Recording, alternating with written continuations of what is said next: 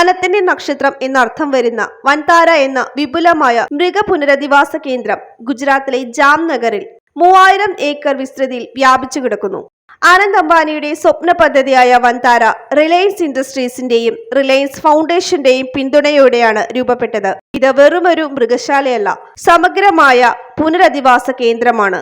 പരുക്കേറ്റ, വംശനാശ ഭീഷണി നേരിടുന്ന മൃഗങ്ങൾക്ക് ഒരു അഭയസ്ഥാനമാണ് വൻതാര. തുടക്കം മുതൽ ഈ സംരംഭം 200-ലധികം ആനകളെയും കാണ്ടാമൃഗങ്ങൾ, പുള്ളിപ്പുലികൾ, മുതലകൾ തുടങ്ങിയ മൃഗങ്ങളെയും വിവിധ തരം പക്ഷികളെയും ഉരഗങ്ങളെയും വിജയകരമായി രക്ഷിച്ചു. വംശനാശ ഭീഷണി നേരിടുന്ന ആനകളുടെ ദുരവസ്ഥ പരിഹരിക്കുന്നതിനായി അത്യാധുനിക ആനരക്ഷാ കേന്ദ്രം ഇവിടുണ്ട്.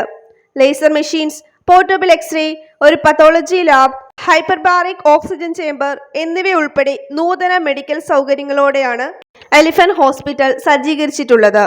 2024 ഫെബ്രുവരി 26-നാണ് ഈ പദ്ധതി ഔദ്യോഗികമായി ആരംഭിച്ചത്.